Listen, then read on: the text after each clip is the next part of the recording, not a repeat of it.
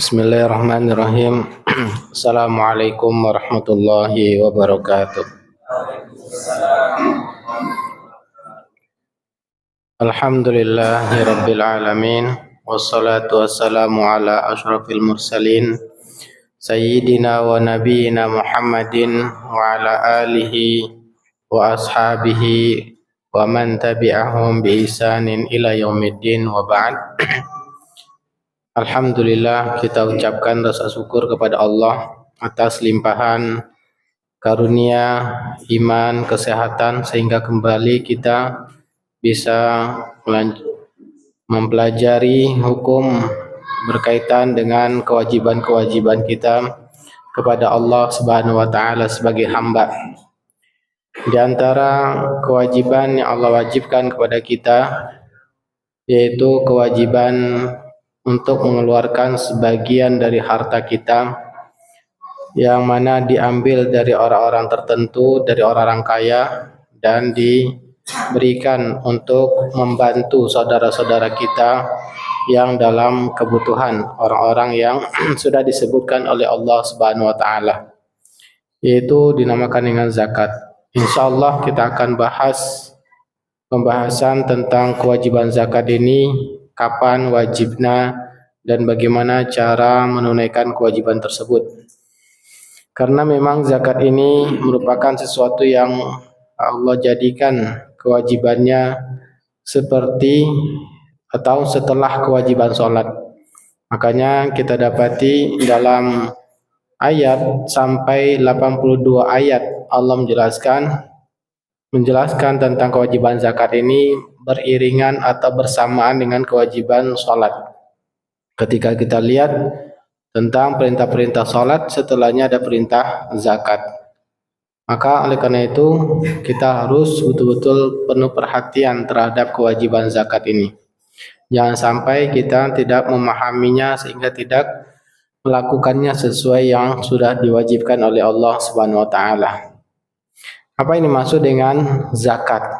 Zakat dalam bahasa Arab dinamakan juga pengertiannya dengan an-numu wa ziyadah.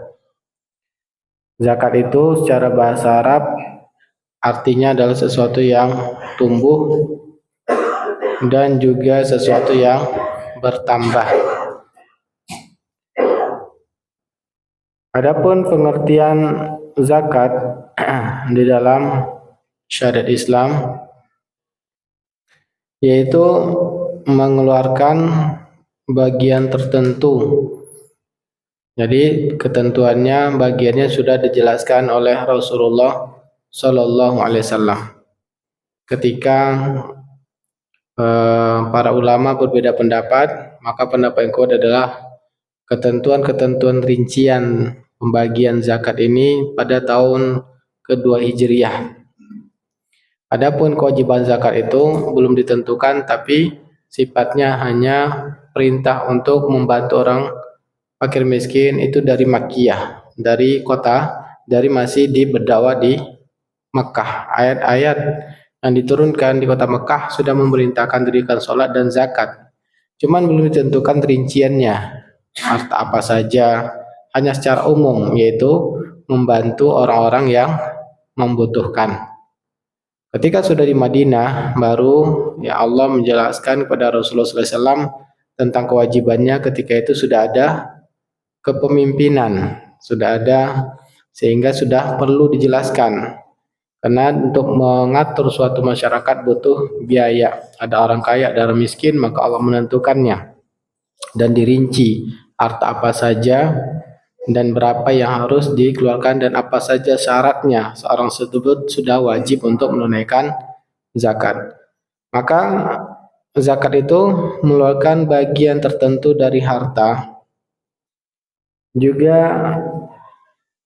harta-harta yang tertentu yang diwajibkan, tidak semua harta, dengan syarat-syarat tertentu dan disalurkan kepada orang-orang yang tertentu.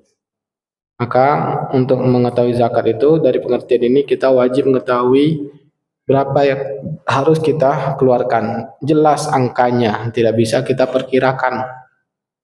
Jadi kita betul-betul harus menghitung harta kita itu.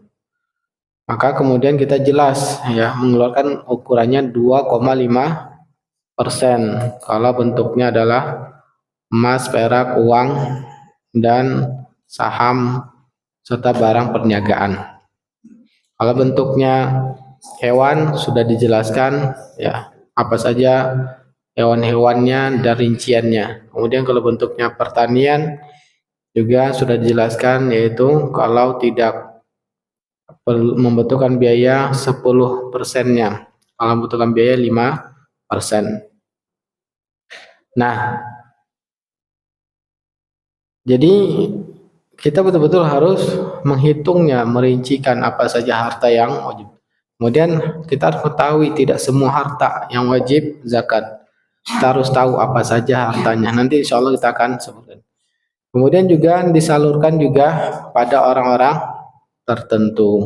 Jadi tidak semua orang sah kita menunaikan zakat. Banyak orang yang menunaikan zakat misalkan ke masjid, misalkan untuk pembangunan masjid.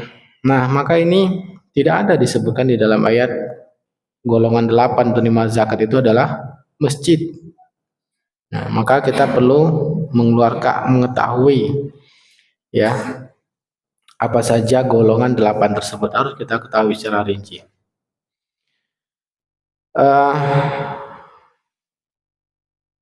Allah Subhanahu wa taala memerintahkan kepada Rasulullah sallallahu alaihi wasallam ketika sudah memiliki kekuasaan di kota Madinah. Dalam surat Al-Isra ayat 100 Allah memerintahkan dalam surat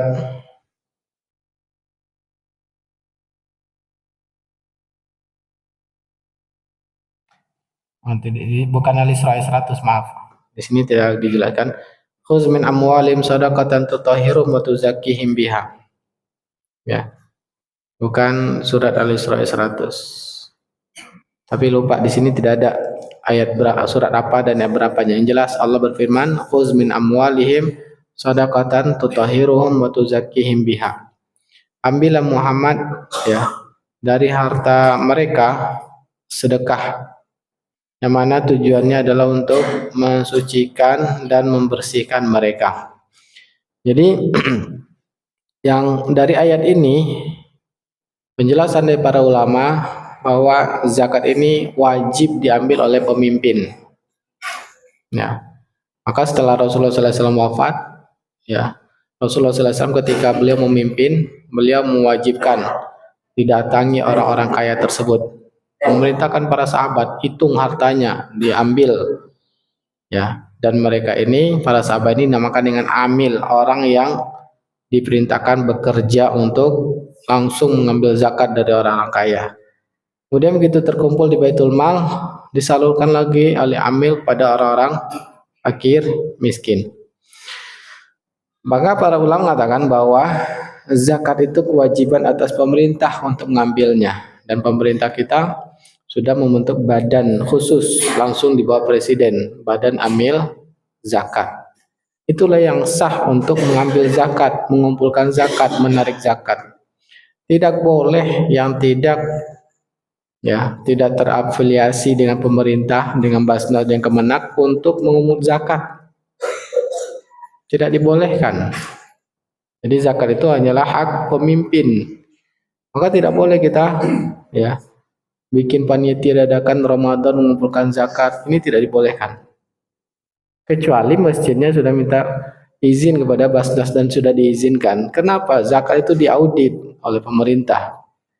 Ada laporan bulanannya, diaudit, dan setiap tahunnya itu akan di KAP, akuntan publik. Jadi diatur oleh pemerintah. Maka pemerintah membuat undang-undang, barang siapa yang mengumpulkan zakat tanpa izin pemerintah maka bisa dipolisikan, bisa dipidanakan. Dan begitu juga para ulama mengatakan bahwa Allah memerintahkan ini pada pemimpin. Ya. Maka tidak boleh mengumpulkan zakat itu kecuali orang-orang yang sudah terdaftar di Basnas dan Kemenak. Karena dampaknya juga apa? Ketika orang kaya itu sudah diambil zakatnya, ya, perintah dari Allah pada Rasulullah SAW para sahabat, maka gugur kewajiban zakat dari mereka. Karena amil zakat ini juga mereka yang akan menyalurkan pada fakir miskin. Berarti mereka wakil dari orang-orang fakir miskin, karena fakir miskin ini mereka tidak memiliki kekuasaan. Makanya Allah langsung perintahkan pada orang yang berkuasa, yaitu pemimpin, ambil hak-hak orang fakir miskin ini disalurkan kepada mereka. Begitu diambil, gugur kewajiban zakatnya. Tapi kalau bukan pemimpin, ya kita salurkan kepada lembaga yang tidak terdaftar pemerintah, berarti belum sah, kita zakat belum tersalurkan. Belum tersalurkan. Nah, padahal zakat mal itu ada waktu wajibnya. Kalau sudah berlalu 1 tahun, itu wajib segera ditunaikan, tidak boleh ditunda-tunda. Nah, kita berikan lagi pada lembaga yang tidak memiliki izin, makin tertunda lagi. Selama belum disalurkan pada fakir miskin, berarti kita berdosa. Yang mengumpulkan zakat itu pun berdosa, karena mereka tidak mendapat izin dari yang berwenang yang sudah diatur negara. Nah, ini menjadi catatan bagi kita. Ya, kalau mengumpulkan zakat harus izin dulu. Kalau enggak, kita yang mengumpulkan itu bisa berdosa. Karena menunda-nunda menyalurkan zakat orang-orang yang wajib zakat. Nah, kalau menjadi wakil dibolehkan mengumpulkan zakat menjadi wakil, tapi harus segera ditunaikan. Tidak boleh dibiarkan dikumpulkan dulu, maka berdosa. Karena wakil itu misalkan saya tidak mampu untuk menyalurkannya, tidak tahu ke siapa saya salurkan, tolong salurkan, padahal hari itu wajib.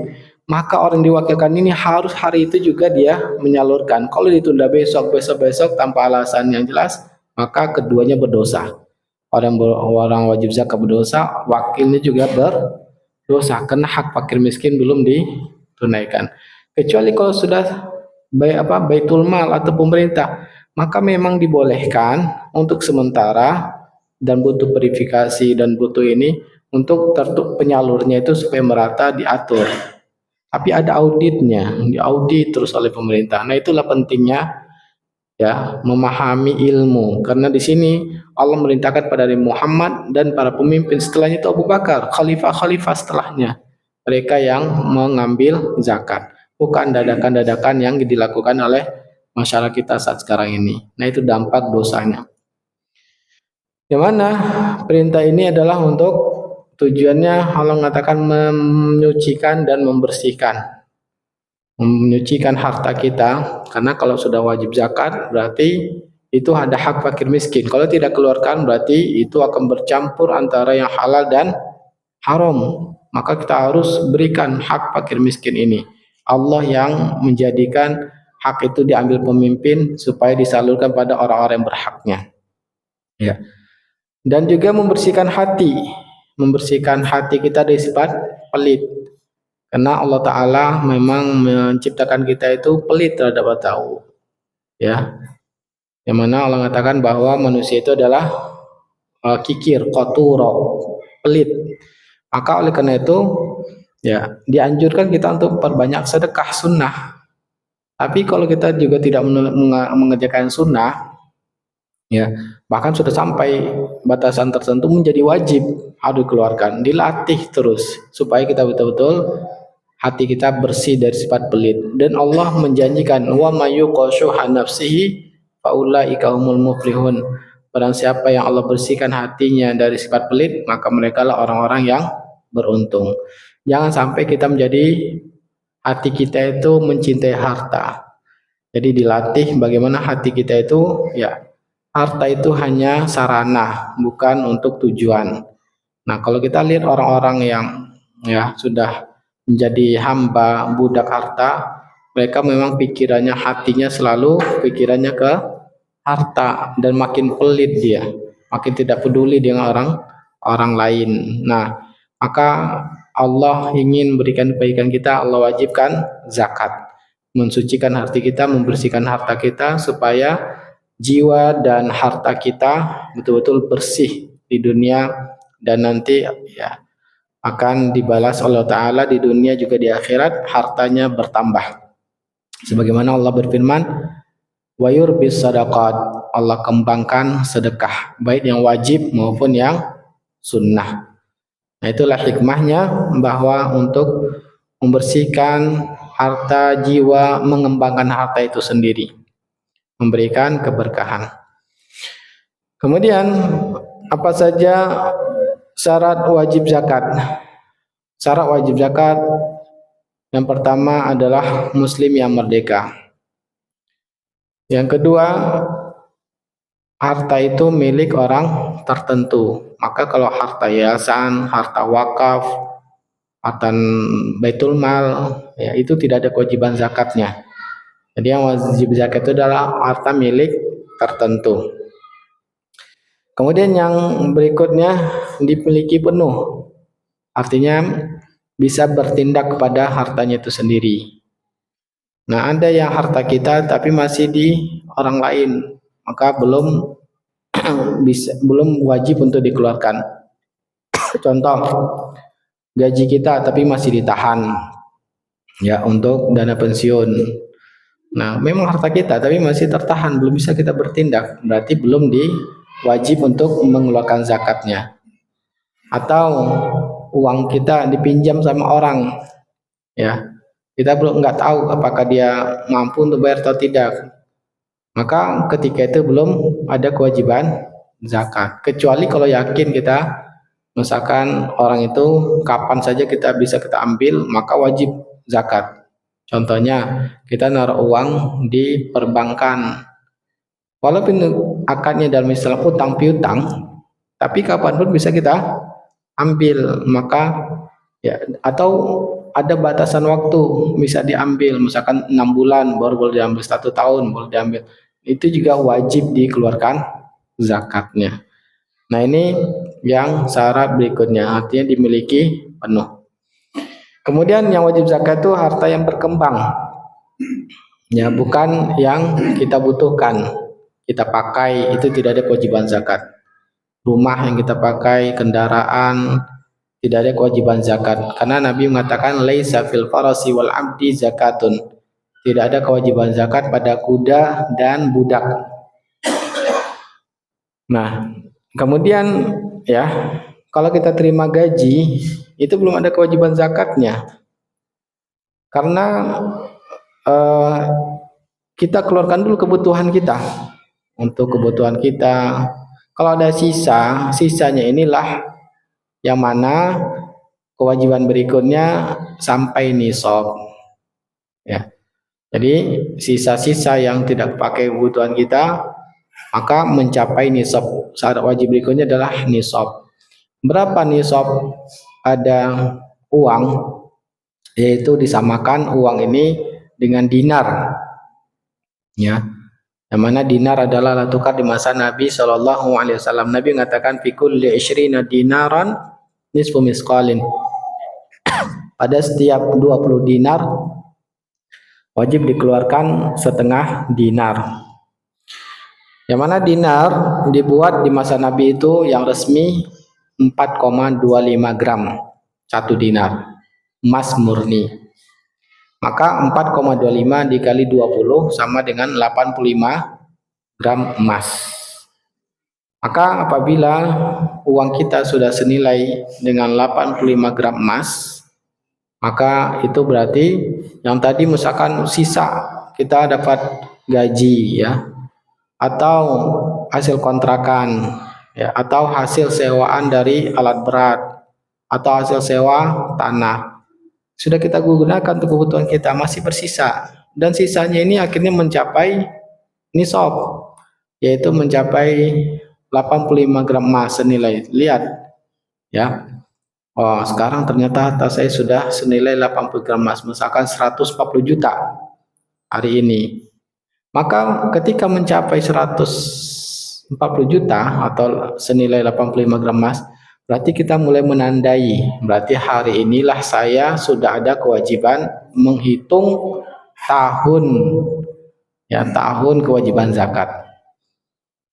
Nah, syarat wajib berikutnya berlalu 1 tahun hijriyah. Jadi menghitung tahunnya itu sejak harta kita sudah mencapai nisab.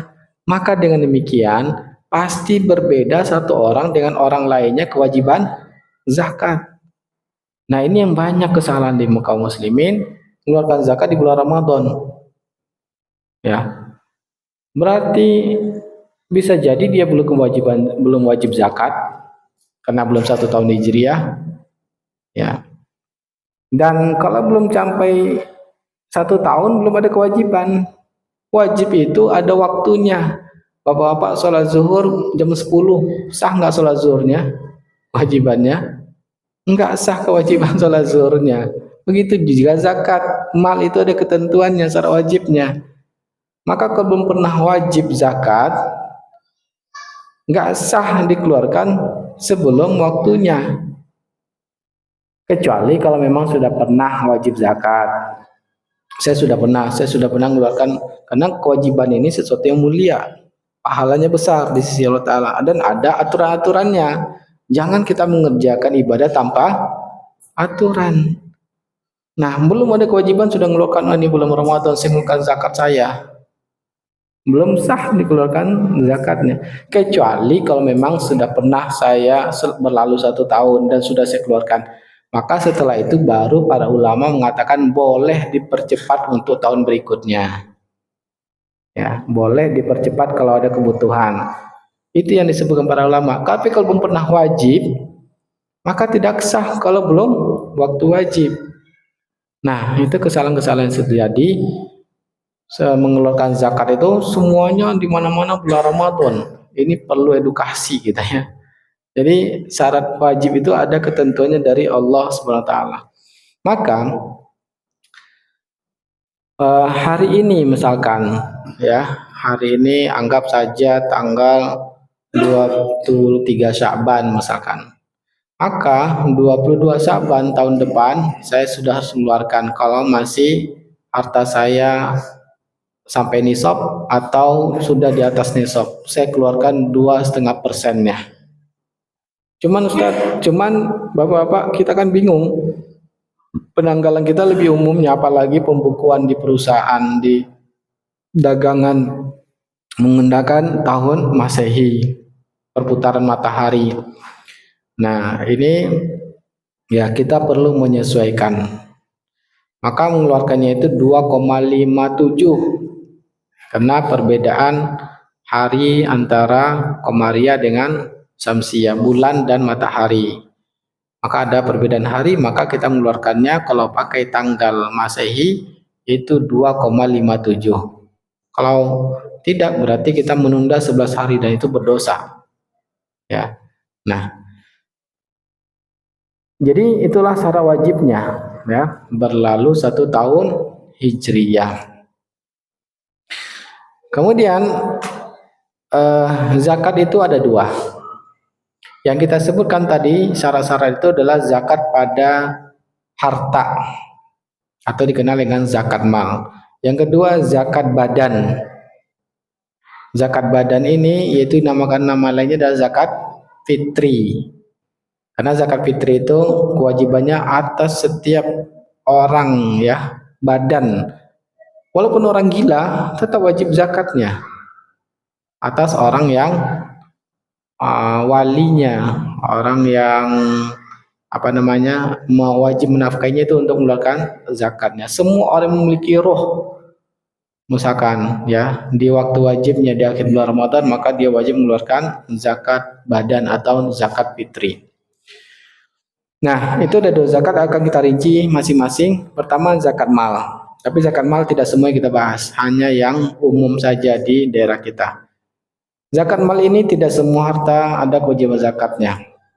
Maka bentuk yang pertama yaitu dinar dan dirham atau dikenal dengan nagdain. Ya, sebagaimana Rasulullah SAW mengatakan pada setiap 20 dinar wajib dikeluarkan kalau sudah berlalu 1 tahun Hijriah setengah dinar. Ya. Kemudian pada perak, pada setiap 200 perak, pada setiap 200 dirham, bukan perak. 200 dirham, yang mana 1 dirham itu beratnya 2,9, lebih kurang 595 gram. 595 gram perak murni. Ya, 200 dirham itu sama dengan gramnya 595 gram perak murni. Maka wajib dikeluarkan 5 dirham, ya, 5 dirham atau 2,5% dari 595 itu, 2,5%-nya. Kemudian atau 1/40 ya, 2,5% atau 1/40-nya. Kemudian untuk rupiah, apakah disamakan dengan nilai emas atau dengan perak? Maka terjadi perbedaan para ulama. Karena rupiah ini mata uang zaman kita sekarang, dan nilai antara 85 gram emas dengan 595 gram perak itu dengan rupiah tidak sama. Kalau di masa Nabi itu sama. Di masa Nabi 20 dirham itu 20 dinar itu sama dengan 200 dirham. Artinya itulah persamaannya. Tapi seiring dengan perkembangan zaman, nilai perak dan emas itu tidak sama lagi sekarang, sudah jauh beda perbandingannya. Tidak banding 10 lagi. Kalau di masa Nabi banding 1/10. Nah, artinya apa? Kalau maksudnya gini, ya banding 10 itu harga kambing di masa Nabi 1 dinar. Kalau kita bayar pakai dirham, itu bayarnya berarti berapa? 10 dirham. Kalau kita membayar barang 20 dinar, maka kalau kita bayar pakai dirham berarti bayarnya berapa? 200 dirham. Nah, itulah nilainya itu sama dengan barang. Sekarang antara tiga ini, ya, uang rupiah dengan emas dengan perak, nah itu berbeda, nggak sama. Nah, yang ada disebutkan dalam hadis Nabi hanya dinar dan dirham. Kita rupiah ini akan kita ikuti kepada emas, emas atau kepada perak. Nah, terjadi perbedaan para ulama. Maka sebagian ulama mengatakan dipilih dari yang kedua ini yang maslahat bagi fakir miskin. Karena tujuan zakat adalah untuk membantu fakir miskin. Maka yang masalah bagi fakir miskin adalah yang paling rendah nilainya. Ya. Dan paling rendah itu adalah perak dari emas. Artinya perak itu 595 gram itu kalau rupiahnya lebih kurang 12 jutaan. 12 juta. Tapi kalau 85 gram emas itu nilainya sekarang itu 140 juta. Berarti kalau dengan perak berarti 15 juta, kita sudah menghitung 1 tahun berikutnya kita harus mengeluarkan 2,5%-nya. Tapi kalau kita menyamakan dengan emas 140 juta berlalu 1 tahun baru kita mengeluarkan 2,5%-nya. Nah, inilah perbedaan para ulama, ya. Maka Allah Ta'ala yang lebih kuat untuk dipilih yang stabil nilainya. Karena dengan nisab itu Nabi menjelaskan itulah orang kaya. Yang mana Nabi mengatakan tuh khuzu min aghniyai maturadu ila fuqaraihim, diambil dari orang kaya diberikan pada orang fakir miskin. Jadi kaya itu yaitu memiliki uang sudah sampai nisab dan berlalu 1 tahun tidak terpakai-pakai itu kebutuhannya, berarti dia sudah kaya. Ya. Nah, berarti sudah jauh lebih dari kebutuhannya. Wajib dia harus dikeluarkan hartanya, kalau enggak jadi haram. Nah, Allah dalam tentu standar nilai ini harus kita menggunakan yang stabil. Kalau tidak stabil berarti tidak bisa menjadi standar. Nah, dengan demikian yang stabil itu adalah emas untuk menentukan kaya. Contohnya kita memiliki uang 12 juta, ya. Anggaplah kita tidak memakainya, sudah kita tabungkan gitu kan. Nah, 1 bulan 2 bulan dan qadarullah kita sakit. Nah, operasi di rumah sakit berapa, Pak?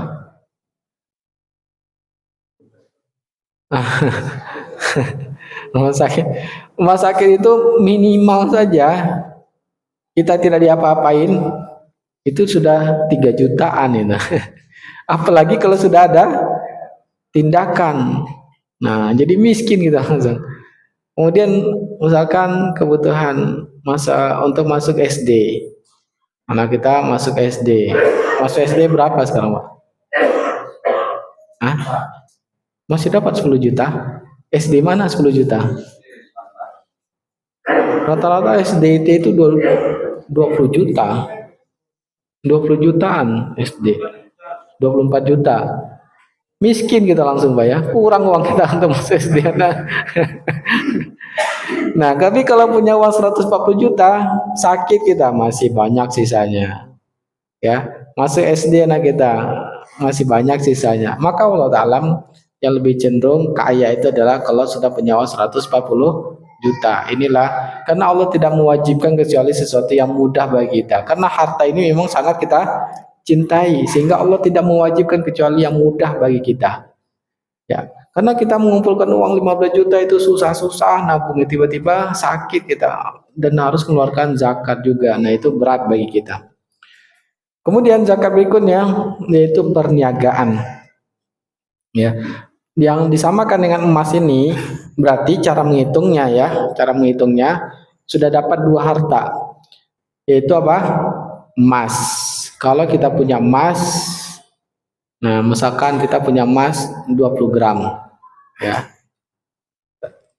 Kalau lihat emasnya belum wajib zakat, tapi kita punya uang 150 juta. Emasnya wajib zakat atau tidak? Wajib karena digabungkan, karena ini satu jenis tadi. Emas dengan rupiah satu jenis. Jadi digabung. Ya. Nah, kemudian disamakan dengan uang ini deposit tabungan kita. Ya. Maka kita harus mengeluarkan zakatnya. Kalau ada tabungan itu bunganya ya, maka bunganya itu harus dikeluarkan dulu karena zakat hanya dari harta yang halal, tidak boleh dari yang haram. Kita tarik uang kita, tidak boleh naruh di tempat yang ada bunganya, kita tarik bunganya itu bersihkan, yang wajib zakat adalah yang halalnya. Sama juga deposito kita di bank syariah misalkan, maka itu juga dihitung zakatnya. Sebaiknya pertambahannya juga kita keluarkan dulu untuk betul-betul sempurna zakat kita, karena deposito di bank syariah masih terjamin ya. Maka ini menjadi subhat kita untuk menerimanya. Maka sebaiknya yang subhat ini jangan kita hitung zakatnya, karena zakat itu hanya dari yang halal. Kalau masih subhat sebaiknya kita bersihkan, karena kalau kita masukkan juga zakat ini akan berkurang kewajiban zakat kita jadinya ya. Jadi harus keluarkan dulu, pisahkan, baru kita. Kemudian saham kita. Nah, maka saham ini cara menghitungnya zakat perniagaan. Berikutnya yang wajib zakat adalah harta perniagaan. Berdasarkan firman Allah SWT,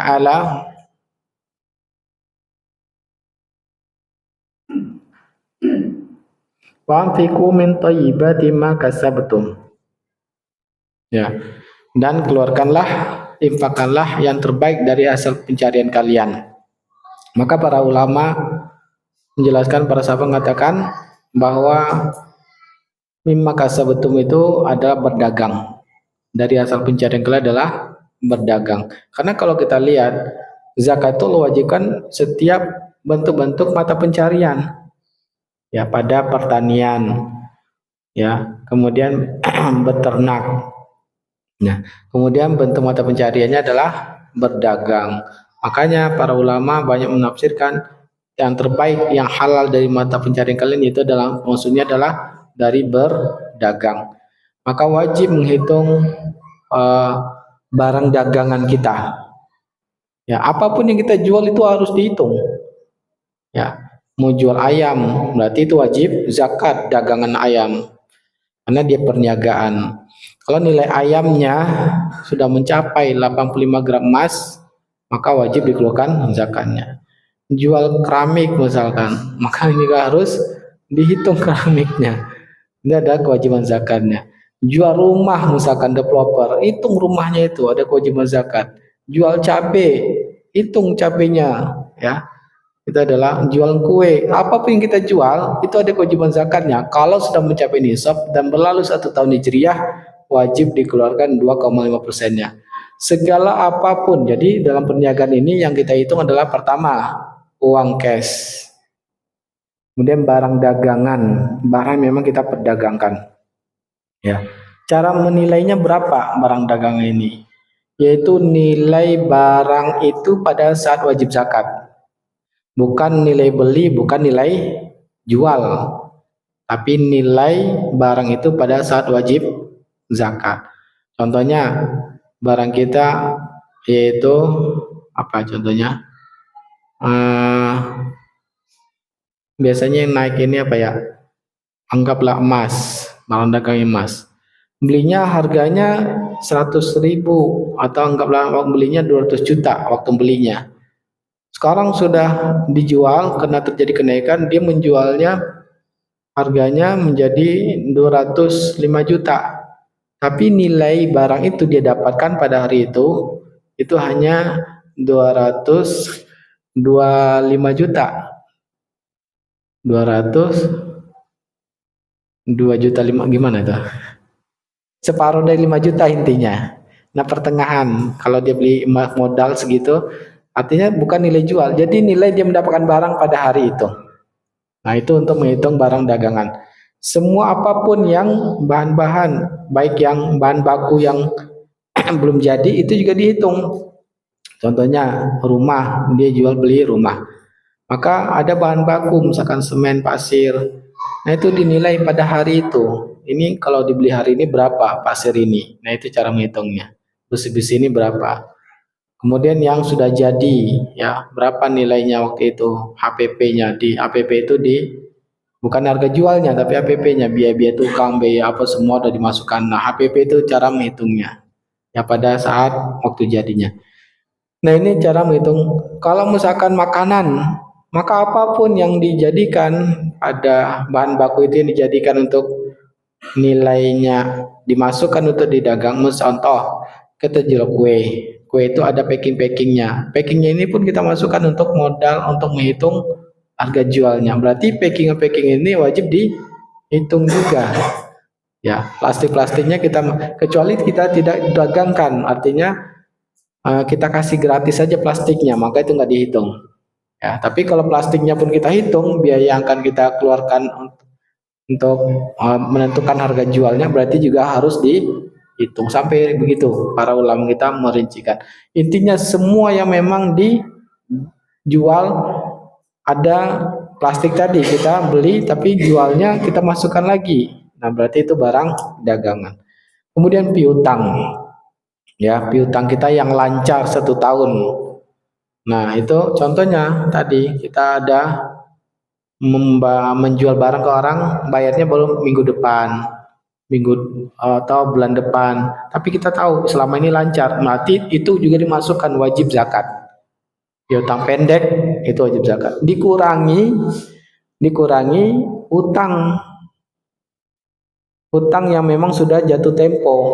Misalkan kita sudah jual beli dan kesepakatannya dibayar berangsur setiap minggu sekian, maka itu mengurangi zakat ya.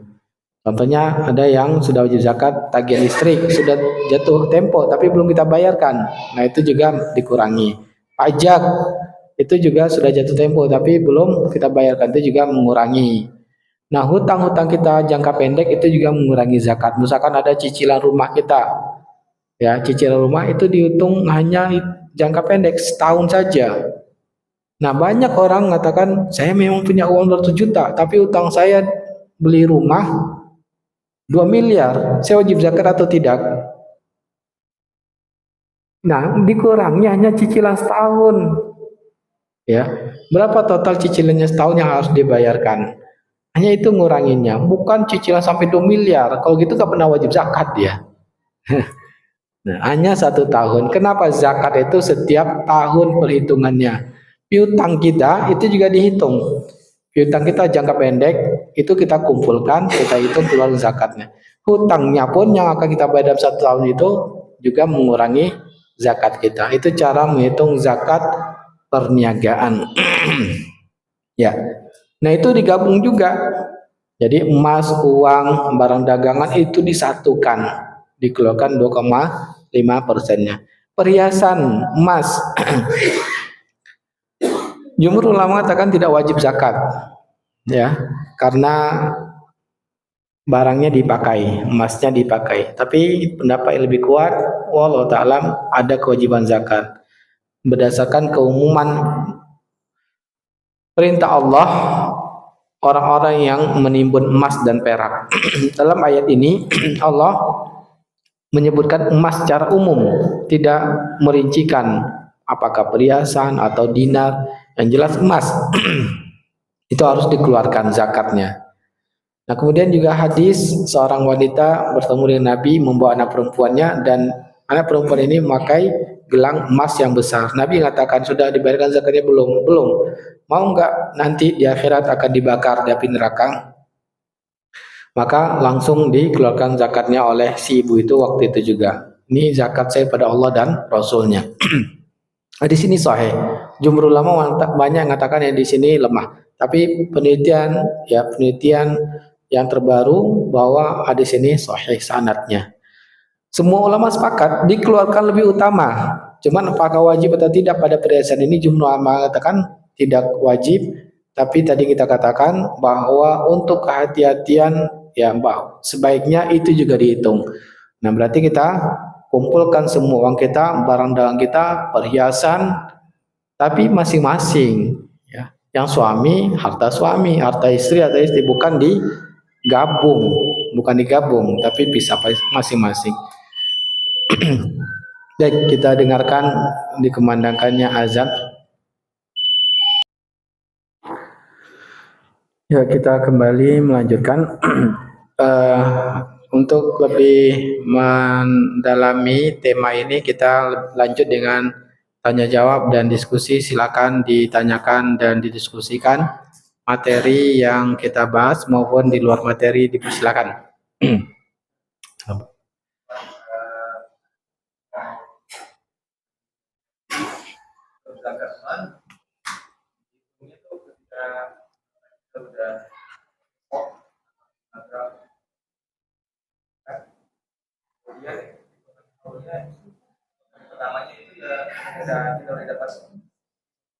Iya, betul.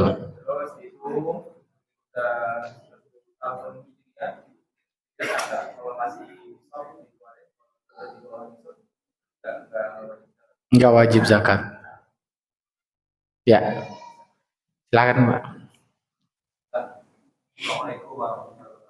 Waalaikumsalam warahmatullahi wabarakatuh.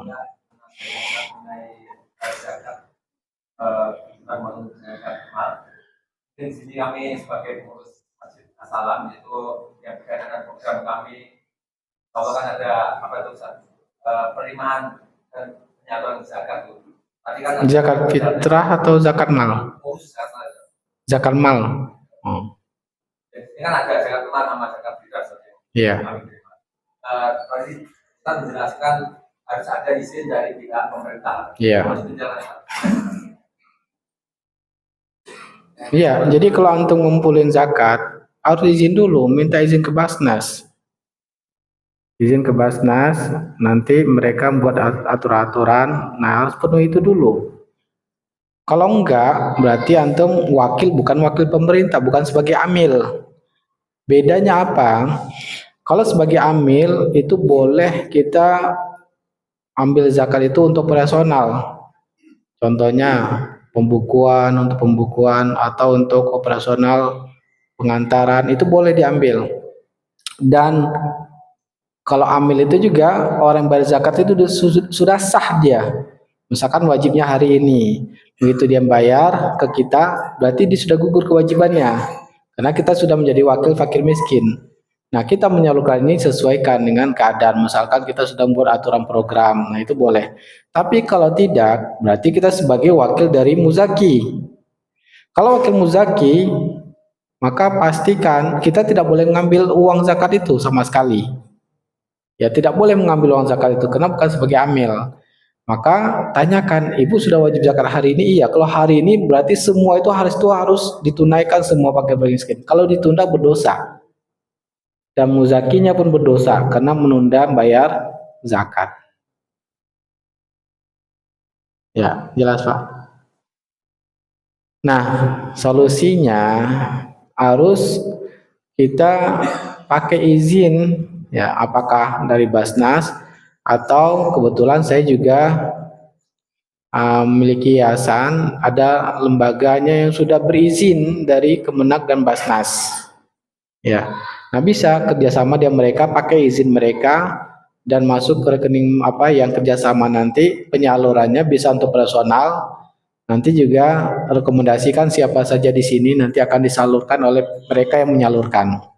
Atau kita sudah mengizin nanti bisa namanya lembaga zakat Yurbi Sedekah. Nah, mereka sudah dapat izin. Nah, harus ke sana. Kalau tidak berarti nggak boleh, berdosa. Ya, jelas Pak. Ya, silakan. Waalaikumsalam warahmatullahi wabarakatuh.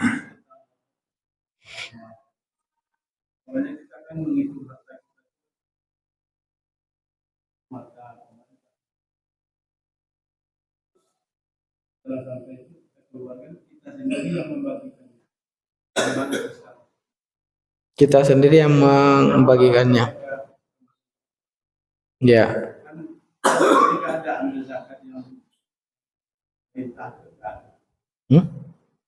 Nggak ada. Yang mendatangi orang kaya.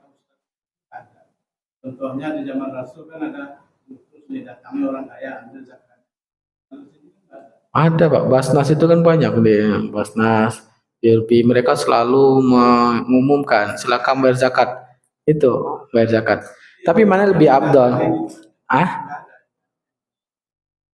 Iya, karena memang negara kita bukan negara Islam.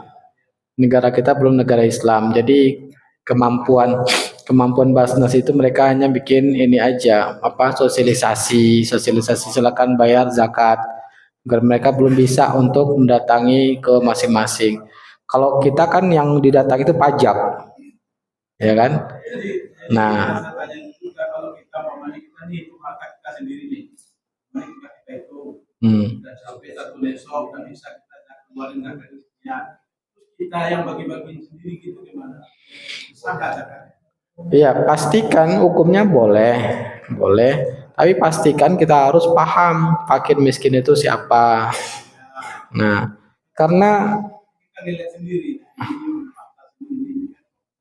Ya, karena tidak semua yang kita lihat itu mereka memang fakir miskin. Karena kalau setelah diverifikasi, ya ada orang yang kelihatannya miskin, tapi kita tidak menanyakan berapa pendapatan kamu, berapa pengeluaran kamu. Setelah kita verifikasi, belum tahu kita berapa yang akan kita berikan kepada mereka.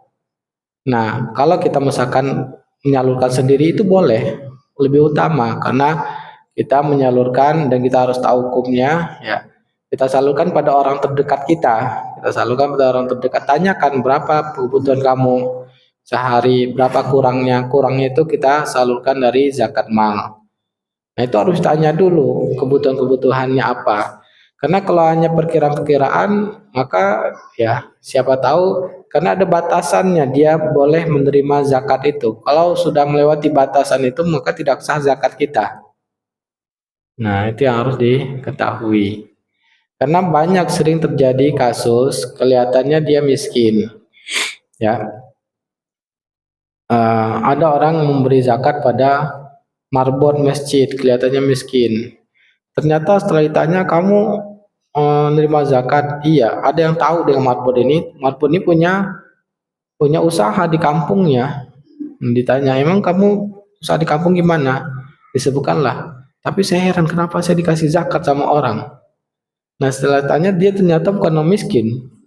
Ya, kebutuhannya sudah tercukupi. Orang miskin itu orang yang memang kebutuhan pokoknya tidak terpenuhi. Rata-rata kebutuhan pokok kita itu nggak seberapa, Pak. Untuk sewa kontrakan, ya, kemudian kebutuhan untuk makan itu nggak seberapa, paling ya UMR itu sudah berlebih sebetulnya. Nah, orang rata-rata kan penghasilannya sudah di atas UMR. Nah, maka itu perlu betul-betul verifikasinya detail. Nah, kalau kita memang tahu kita memang fakir miskin, nah baru boleh kita nyalurin. Nah, pastikan itu bahwa fakir, miskin, kemudian berhutang, hutangnya juga lihat. Orang banyak yang hutang itu sekarang hutang riba. Ya, maka tidak boleh hutang riba kita bantu.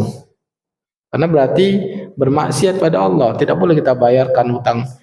Apalagi hutangnya ternyata untuk beli dari bank, dari ada bunga ribanya, nggak boleh kita bayarkan zakat untuk itu. Haram hukumnya. Ya, silakan. Tadi kan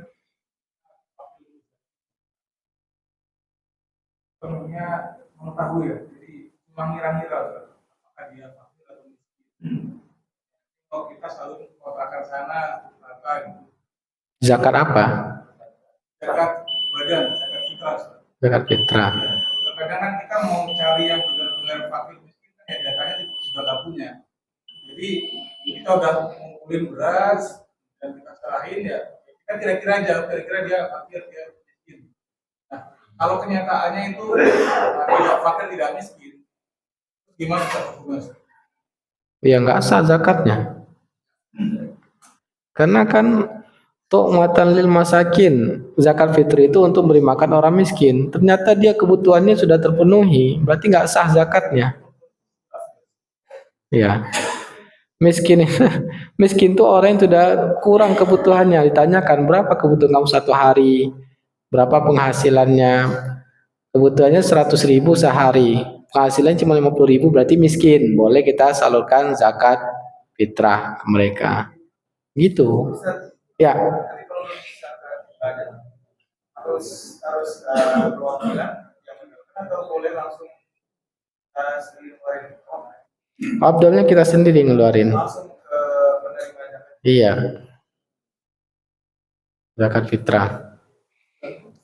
Ya. Gimana tadi? Solusi apa? Ya tanyakan penghasilannya berapa. Berapa penghasilannya, kebutuhannya berapa? Jadinya berat sekali. Hah?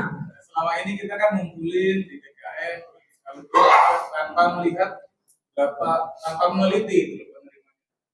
Ya makanya kan sudah jelas karena Islam itu sudah jelaskan kriterianya. Bagaimana kita menentukan ini miskin atau tidak, harus ada standarnya. Tanyakan standarnya. Karena ada standarnya miskin. Nah nggak bisa kita perkirakan aja ini miskin ini dilihat dari mata. Banyak orang yang ternyata ya sebetulnya kebutuhan sudah cukup. Ya, jadi saya juga sering verifikasi orang. Banyak muzaki itu bingung, kenapa disalurkannya segitu? Nah, muzakinya tidak tahu bahwa sebetulnya dia penghasilannya itu banyak sebetulnya sudah mencukupi, kebutuhannya tidak seberapa. Ya, nah dia hanya melihat dari zahirnya aja. Nah, maka perlu betul-betul harus ditanyakan verifikasi. Atau memang ada saksi 3 orang. Sebagaimana Nabi mengatakan bahwa meminta-minta itu tidak halal kecuali orang yang sebelumnya cukup, tiba-tiba dia fakir miskin, misalkan dia sebelumnya bekerja, tiba-tiba di PHK, berarti nggak ada penghasilan lagi, nggak punya tabungan kan. Nah ada 3 orang saksi, oh iya dia sekarang nggak punya pekerjaan dan banyak utangnya, berarti itu ada 3 orang. Nah Nabi bukan 3 orang, jadi cari 3 orang sebagai saksi, dia yang miskin baru boleh kita berikan. Ya. Artinya mungkin sering itu udah meneliti nih sekitar masjid ya. Ternyata yang seperti itu mungkin nggak nyampe 5 orang misalnya. Kemudian kumpul misalnya 2 ton beras. Iya. Apakah kita salurkan ke 5 orang itu aja? Sampai berhaknya hanya kebutuhan 1 tahunnya. Kita lihat berapa kekurangannya per hari, kalikan 12. Cukup kan dia selama setahun. Ya. Boleh dia misalnya dikasih ke 5 orang itu aja. Iya. Sampai batasannya dia kebutuhan setahunnya. 1 tahunnya cukup kan, sehingga tahun depan dia tidak kurang lagi. Tadi silakan Pak. Waalaikumsalam warahmatullahi wabarakatuh. kita sendiri boleh menyalurkan zakat kepada zakat kita sendiri kepada miskin. Tapi benar-benar kita mengetahui orang miskin. Oh, saya nih, kalau saya kan banyak zakat miskin. Iya. Luar gitu kan. Kita tahu persis bahwa dia memang orang miskin. Iya. Jadi boleh. Boleh. Boleh. Selama ini saya berzakat tuh nggak pernah ke masjid. Iya. Saya membayarkan ke ini langsung ke desa bahwa setelah ini dengan info saya itu kan ada yang dulu. Iya. Kemudian saya tahu benar dia kontrak dan ini. Kita nggak pernah berzakat ke masjid. Tapi datanya belum hasil pulungannya berapa? Sudah ditanya belum hasil ngumpulin. Memang kurang. Ngakunya 1 kali jual itu 500.000. 500.000 itu per 14 hari. 500. Tanyakan pengeluaran ini berapa sehari? Minus lah. Minus. Nah, berarti miskin. Itu yang penting. Nah, berarti sudah tahu caranya ya. Itu yang penting. Tanyakan berapa pendapatannya, berapa kebutuhannya. Kalau memang minus, berarti boleh kita salurkan sampai dia batas kebutuhannya itu.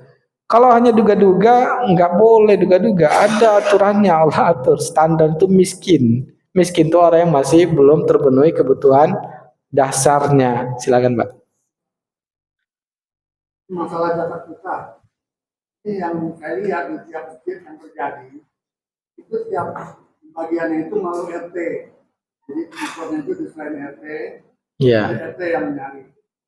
Jadi waktu dia ngambil ke masjid itu gimana hukumnya? RT-nya udah dari panitia. Iya. Isinya atau enggak? Iya. Kita selain ke RT. Iya. Dompet semua ada 10 RT. Iya. RT masih daftarnya gitu. Iya. Yang terjadi saya lihat gitu. Baik. Itu hukumnya gimana? Bagaimana hukumnya?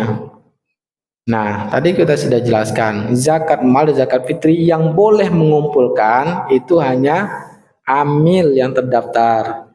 Ini dia sudah berarti dia tidak amil kalau tidak terdaftar di pemerintah.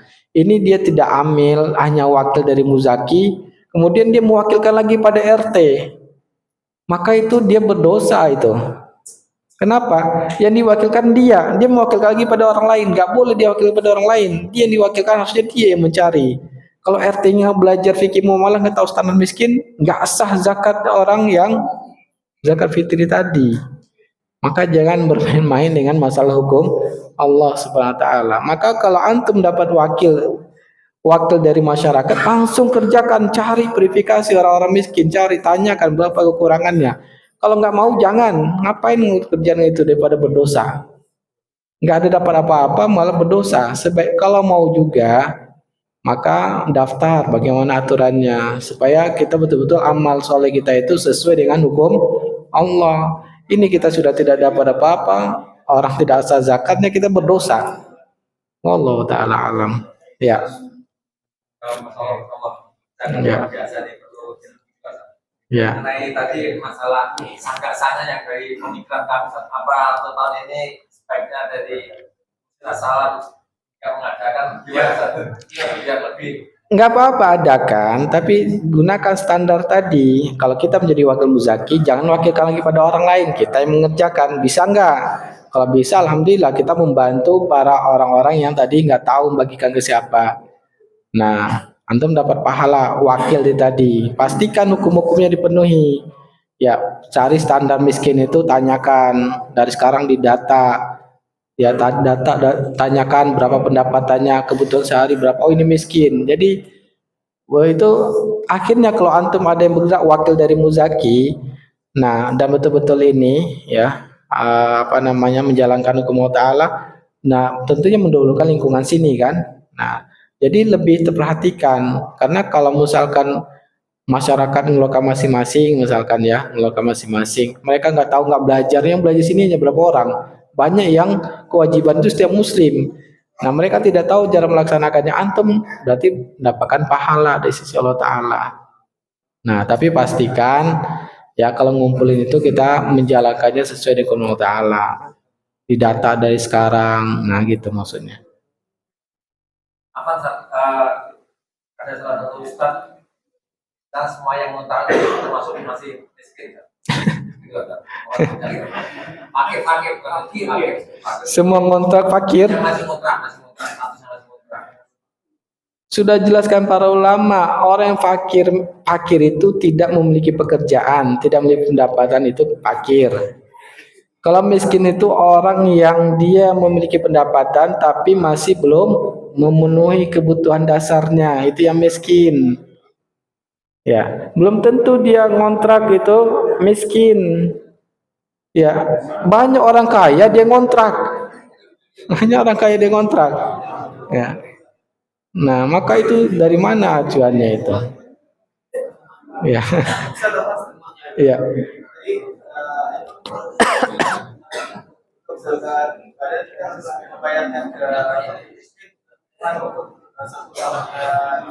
Iya. Kalau kurang dari itu kita sebut kalau kita kasih bayarkan zakatnya, tapi tidak sebanyak untuk setahun, maka Itu batasan maksimal. Batasan maksimal yang halal bagi dia kebutuhannya 1 tahun. Di bawah itu sah, nggak ada masalah. Ya, boleh. Ya. Wa iyyakum. Dan tujuannya juga kalau ada panitia yang dadakan itu, wakil dari muzaki, ya tujuannya juga bisa dipantau ya. Kalau masing-masing kan kadang-kadang menyalurkan ini, nyalurkan sini, nggak tahu dia masih miskin atau tidak. Siapa tahu orang nyalurkan semua sana kan, udah kaya dia, jadi lebih susah. Nah, tapi kalau semua satu orang disalurkan, diverifikasi satu tempat wakil yang muzaki sehingga bisa mendatanya lebih mudah. Nah, itu lebih baik. Nah, pertimbangkan masalah dan mudaratnya. Silakan, Pak. Ya. standarisasi itu tergantung wilayah juga. Iya, betul, betul. Ini kan mereka yang mampu membiayai kondisi di wilayahnya. Betul. Pokoknya di wilayah itu sudah rata-rata Pak. Miskinnya di situ beda dengan miskin di daerah lain. Kalau perlu dialihkan ke daerah lain, atau Nah, kalau sudah boleh mengalihkan tempat lain, syaratnya memang tidak lagi miskin di sini. Boleh kita ke kampung sebelah, gitu nyalurinnya. Tapi kalau masih ada miskin sini, dahulukan yang di RW sini. Begitu, betul Pak? Masya Allah. Ya. Waalaikumsalam warahmatullahi wabarakatuh.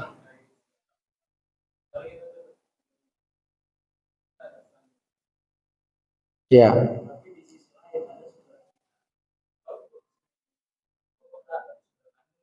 Ya. Kira-kira saudara kita tetangga yang perhatikan dia nggak?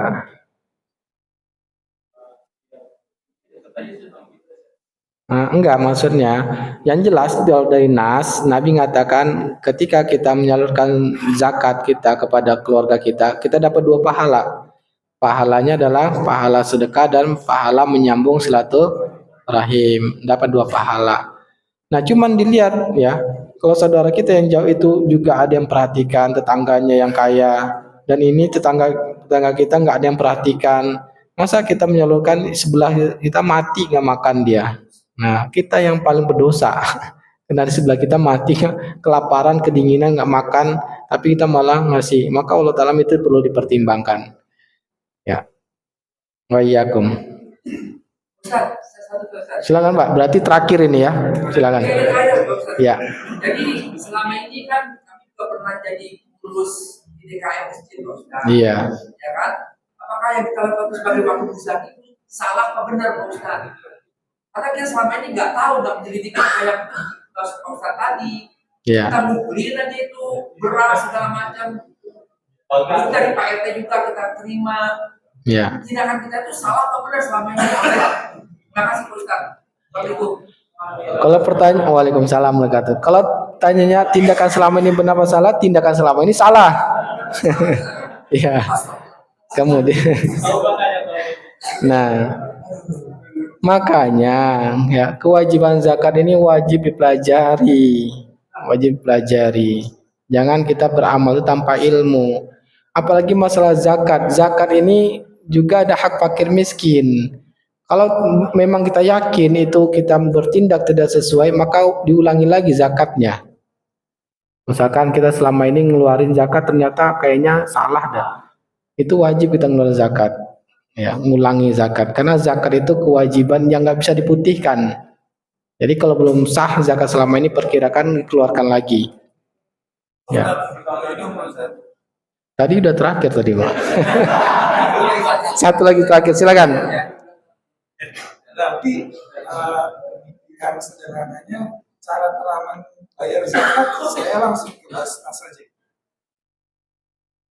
Iya, aman ke Basnas. Ya, aman. Iya, lebih amannya itu ke orang yang kita percaya, lembaganya. Kalau misalkan lebih aman itu lagi, kita sendiri ngeluarkan, lihat tetangga kita miskin, nah kita salurkan. Ya, Kan kalau ke tetangga harus tanya jawab. iya. Kalau ke Basnas saya nggak usah. Ya, cuman itu aman bagi Bapak. Benar, aman. Atau ke lembaga-lembaga yang kita tahu penyalurannya lebih tepat. Ya. Ya, alhamdulillah. Kayaknya kalau diskusi terus nggak habis-habis ini. Hah? Silakan terakhir. Dua, satu aja satu.